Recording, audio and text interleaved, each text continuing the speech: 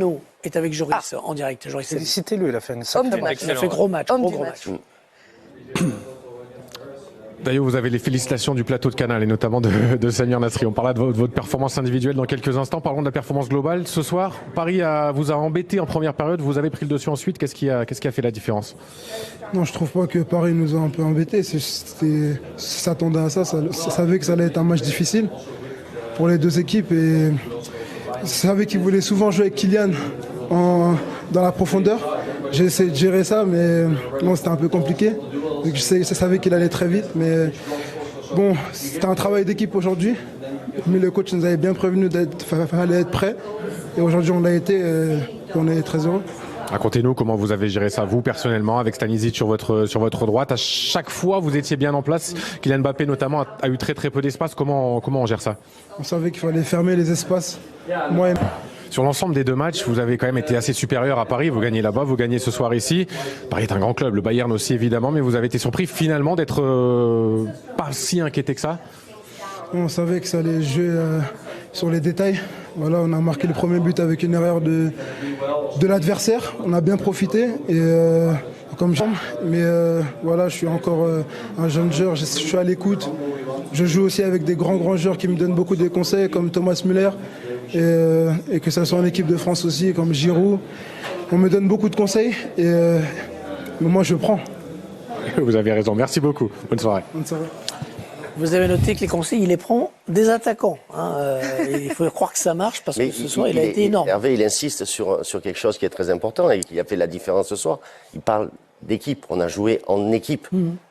Et je sais pas, ce soir, j'avais l'impression d'avoir une équipe du Bayern de Munich avec un esprit, l'esprit club. L'esprit club, c'est notre club, on va le défendre corps et âme.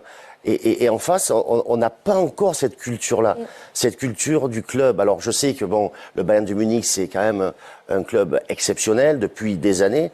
Je pense que ce qui nous manque aujourd'hui, c'est cette forme de fierté qu'il ferait de nous un club dont on est fier. On est fier de porter les couleurs du Paris Saint-Germain et le montrer sur le terrain chaque minute qui passe.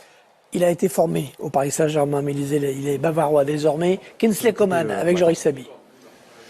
Kingsley, on était avec Dayo il y a une minute. Le Bayern était au-dessus finalement, tant à Paris que ce soir. La qualification, elle est méritée. Vous avez eu l'impression de maîtriser, même si ce soir, ça a été un peu plus compliqué en première période. Oui, surtout en première période, ça a été très compliqué. Je pense qu'ils ont fait une super première période. Matthijs sauve un super but qui nous laisse dans le match. En première, en deuxième mi-temps, plutôt à la mi-temps, on a pu parler ensemble, on a pu régler un peu les problèmes. Et je trouvais qu'on était beaucoup plus compact, beaucoup mieux en deuxième période. Vous qui êtes au Bayern depuis quelques saisons, qui avez connu bien sûr le PSG, qu'est-ce qui fait la différence? Alors oui, c'est qu'une double confrontation, mais qu'est-ce qui fait la différence entre le Bayern et le PSG? Pourquoi le PSG n'arrive pas à se hisser à la hauteur de ses rendez-vous année après année? Je dirais c'est compliqué. La dernière fois qu'on les a rencontrés en quart de finale, ils nous ont sortis. C'était très serré. Aujourd'hui, je pense qu'on a un peu mérité cette victoire. Mais voilà, c'est des petits détails. Après, on se concentre sur nous. On fait vraiment tout le travail en termes d'équipe. Les joueurs qui sont rentrés ont fait un super travail. Et voilà, on est très heureux aujourd'hui. Quart finale, l'objectif maintenant, c'est d'aller au bout, encore une fois. Oui, premier objectif, demi-finale, et après on ira au bout, on va aller étape par étape. Merci, c'est ce qu'on vous souhaite. Bonne soirée. Kingsley Coman avec Joris Sabi. Je voudrais qu'on parle d'une dernière réaction, celle de Donnarumma, le gardien italien, au micro de Joris Sabi.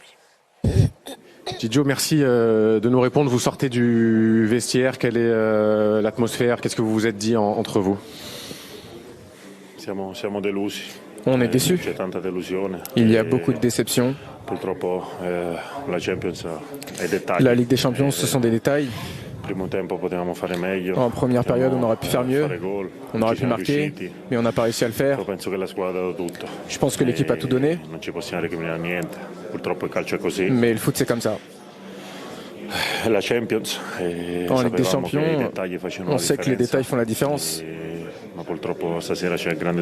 Ce soir, il y a une grande déception. On est tous énervés. Mais maintenant, il faut relever la tête et être fier de faire partie de ce grand club. Christophe Galtier qui reste debout pour la fin de saison. On va évoquer la fin de saison dans un instant. Vous avez quelque chose à commenter? Oui, c'est dommage. J'aurais bien aimé que Joris se pose deux questions. La première, pourquoi avoir reculé en seconde période et pas avoir continué avec ce pressing-là, surtout qu'il a porté ses fruits en première période. Et la deuxième, quel a été son discours à la mi-temps, parce qu'on a vu un changement de mentalité du côté du Bayern de Munich Et un changement du côté de mentalité du côté du Paris Saint-Germain. Vous pensez que c'est un choix ou c'est simplement les circonstances du match, la réaction du Bayern? Réaction ou pas, cela n'empêche pas que je faisais la réflexion lorsqu'on regardait le match. Après que Sommer, en première période, ait fait une telle erreur, pourquoi personne va apprécier le gardien de but? Le gardien de but, il a ce petit problème de confiance, il est fébrile. Et le PSG a arrêté de presser en deuxième période. Pourtant, ils étaient toujours en retard. J'aurais bien aimé qu'on lui pose la question pour avoir son ressenti et connaître ce qu'il a pu communiquer à ses joueurs. Ce qui est sûr, c'est qu'ils n'ont pas su tenir ce pressing sur 90 minutes et qu'au fil du match et surtout en deuxième période, les lignes, elles se sont distendues et ça a libéré et créé des espaces pour le Bayern. On va parler de l'avenir. Je voudrais juste pour un peu conclure sur ce match qu'on évoque le match de Léo Messi ce soir. Lui aussi, on l'avait dit, qui serait important cette rencontre. On l'a pas vu. Peu vu, hein. Non, on l'a pas vu. Très peu. Il y a un chiffre qui est intéressant. Ce soir, il y a eu seulement 5 passes échangées entre Lionel Messi et Kylian Mbappé. Parce que aussi cette connexion. Voilà. Et c'est aussi parce que le Bayern a su couper cette relation Messi vers Mbappé qui avait fonctionné là sur les dernières rencontres et notamment lors de ce match référence à Marseille. Si on veut avoir un grand Messi, mais on sait qu'il est capable de le faire parce qu'il a fait avec l'Argentine, il lui faut une équipe entièrement à sa cause. Encore aujourd'hui? Encore aujourd'hui. Et il a fait il y a 2 mois. Il a fait gagner l'Argentine. Donc il lui faut une équipe qui joue complètement pour lui et une équipe aussi dominatrice qui a la possession de balle. On ne peut pas lui demander. Il ne peut plus faire des courses de 80 mètres. Je pense qu'il a essayé de le faire. Goretzka l'a repris. J'ai un autre point de vue sur Léo Messi. Je pense que ce qu'il a fait avec l'Argentine, c'est son cœur qui a parlé. C'est véritablement son cœur, son pays, ses racines. Il a voulu faire gagner son pays. Il a tout donné? Et gagner, oui. Avec le Barça, il a tout donné. Parce qu'il est arrivé à 13 ans, il a grandi là-bas. Et il a fait ses premières armes au Barça. Il a tout gagné avec ce club-là. Paris, pour moi, on le voit sur le terrain. Son attitude, c'est pas une attitude de quelqu'un qui est là et qui est investi par une cause. Il n'est pas investi par la cause. Il est investi avec l'Argentine, il était investi avec le Barça, il est beaucoup moins avec Paris. Et aujourd'hui, Paris a besoin de garçons sur le terrain qui soient investis. On va demander à Sidney et à Paul Chucriel qui étaient au match. Alors je ne sais pas si j'irai jusque-là, mais enfin, est-ce que vous avez eu, comme nous, le sentiment qu'ils traversaient cette rencontre comme un fantôme un peu, aujourd'hui en tout cas? À chaque avec Sidney, on n'a pas le même avis, mais moi je l'ai trouvé fantomatique. Léo Messi, en fait, le problème Messi, il représente bien tout ce qui ne va pas au Paris Saint-Germain ou ce qui empêche le PSG d'aller plus loin. Aujourd'hui, vous avez focalisé, et on en parlait avec Samir début novembre, une campagne de recrutement sur 1, 2, 3 joueurs. Vous avez dépensé près d'1 milliard d'euros depuis l'arrivée des Qatariens pour que lorsque certains de vos joueurs majeurs offensifs ne sont pas là, pour blessure ou absence sur le terrain, Sidney, eh bien finalement, il n'y a plus grand-chose qui se passe. Aujourd'hui, Messi n'était pas bon, Mbappé a été peu servi en ballon, a été aussi moyen, Neymar était absent, et finalement, il ne se passe rien. Je suis pas tout à fait d'accord avec vous. Alors Messi, certes, il n'a pas fait un bon match, je rejoins Samir. Je trouve qu'aujourd'hui, on ne peut pas demander à Messi d'être au service de Mbappé. C'est inconcevable. On parle du peut-être meilleur joueur de tous les temps. Et Messi, quand on regarde son parcours au Barcelone, il a toujours été comme ça. Son équipe s'est mise au service de Lionel Messi. Et lorsqu'on se met au service de Messi, eh ben, il vous le rend. Il marque des buts, il est décisif. Et là, on lui demande d'être ce qu'il n'a jamais été dans sa carrière. C'est impossible. Alors à un moment donné, il faut faire des choix dans la vie. Soit c'est Mbappé, soit c'est Messi. Mais les deux en même temps, ça peut marcher en championnat. Mais quand on voit que le niveau s'élève et qu'en face, il y a des joueurs dans non-standing, ça devient impossible. Toujours été un joueur collectif quand même, Messi, malgré tout. Pardon? Ça a toujours été un joueur collectif. On ne dit pas que c'est pas un joueur collectif. Le seul problème, c'est qu'aujourd'hui, à l'époque du Barça, il faisait le pressing parce que ça durait 5 secondes. Mais après, il ne fait plus. Aujourd'hui, il y a le poids des années. Il est plus capable de le faire. Il a plus ce petit démarrage qui faisait sa différence, où il peut le faire, mais dans les 20, ce qui est normal. Ce qui est normal à 35 ans. C'est tout à fait 35 normal. ans, on ne peut pas jouer et avoir la même accélération qu'on avait quand on avait 25 ans. Mais aujourd'hui, dans le jeu du Paris Saint-Germain, par exemple, lorsque je vois la composition aujourd'hui, Messi devait décrocher, récupérer les ballons, les remonter. Mais il n'est plus capable de pouvoir faire ça. C'est pas possible. Si on fait le bilan un petit peu aujourd'hui, sur le terrain, ça n'allait pas. Et sur le banc, il n'y avait personne.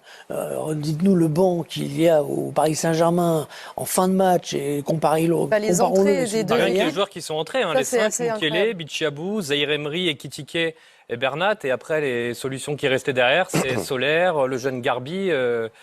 Donc ça remet Dembélé aussi. Enfin, ça remet en question le ça recrutement, montre la les politique limites de aussi recrutement. de cet effectif et du recrutement de l'été dernier, où il faut quand même rappeler que Paris, malgré les contraintes du fair play financier, a dépensé 150 millions d'euros. Il y a eu des grosses erreurs. J'étais pas du tout fan du recrutement cette saison.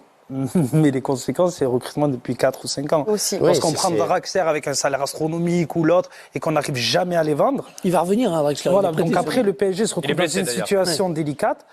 Après, ils auraient pu dépenser l'argent mieux que ça, 40 millions sur un joueur. Je ne le critique pas, il a été bon dans son ancien club.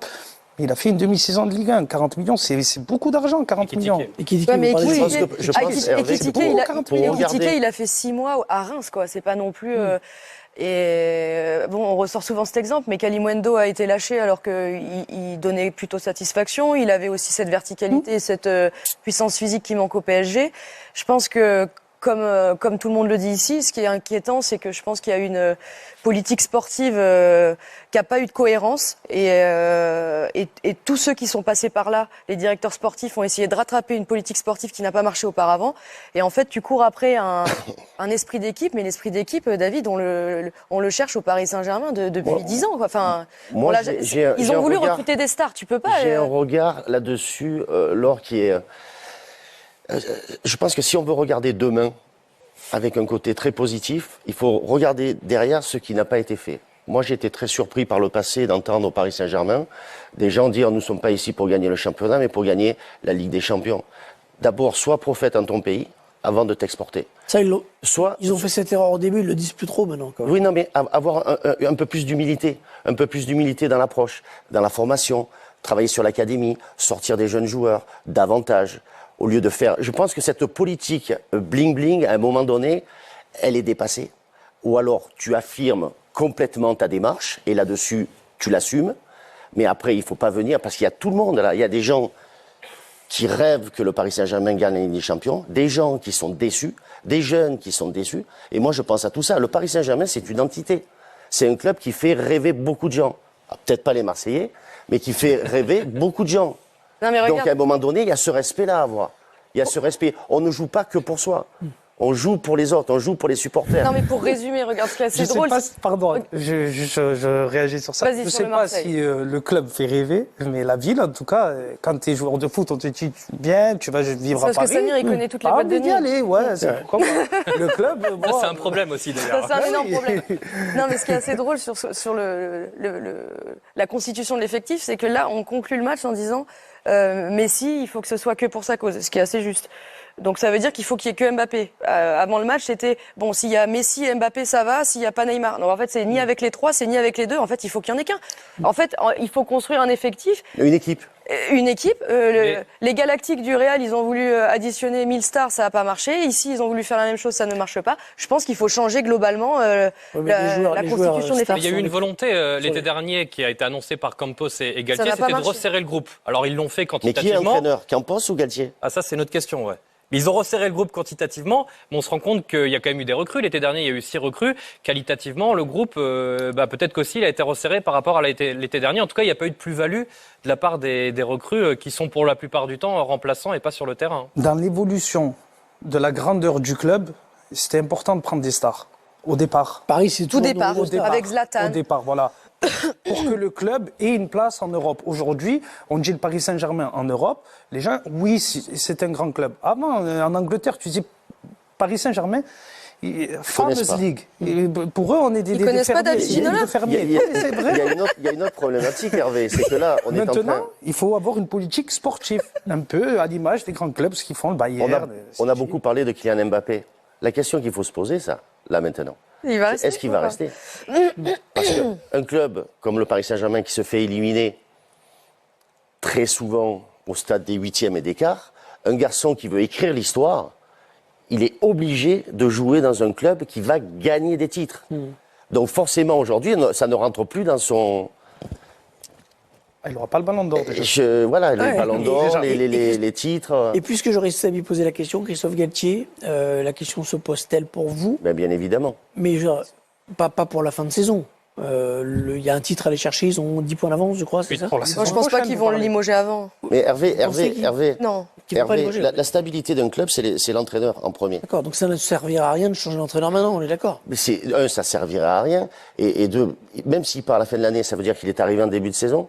Il part à la fin de l'année, on va avoir un autre entraîneur, repartir sur une autre dynamique. Et on fait ça depuis combien de temps? Donc il vaut mieux continuer Bah, comme ça. non, mais déjà, il vaut mieux préparer celui que tu veux faire venir, à la limite, s'ils veulent faire venir quelqu'un, plutôt que de retomber encore sur on change le coach et on recommence. Ça fait combien de fois qu'ils changent d'entraîneur? C'est toujours la même histoire. Ça, c'est fini, ça. L'erreur fondamentale qu'ils ont faite, c'est de ne pas garder un garçon comme Carlo Ancelotti. On l'a dit au match aller. Enfin, c'est lui qui est parti. Oui, mais. Il est parti. Tu fais en sorte de le garder. Tu vois ce que je veux dire? Tu fais en sorte de le garder. C'est ça, je pense que c'est une problématique. Et c'est une problématique, une constante au Paris Saint-Germain. Et moi, pourquoi je parle avec cette sorte de virulence? Ça peut paraître bizarre, mais c'est parce que j'aime profondément ce club. Ce club m'a donné énormément. Je lui ai donné énormément. Et quand je vois l'attitude des joueurs, ça me laisse perplexe. Ça me laisse perplexe parce que je pense qu'en tant que joueur, si tu respectes ton club, si tu respectes ton maillot, si tu respectes ton stade et tes supporters, tu donnes beaucoup plus que ça. Beaucoup, beaucoup plus que ça. Si le prochain rendez-vous pour le Paris Saint-Germain, c'est sur Canal, c'est samedi soir à Brest. Brest-Paris Saint-Germain, samedi soir. Le prochain match derrière sera également sur Canal, PSG Rennes le week-end prochain, le dimanche à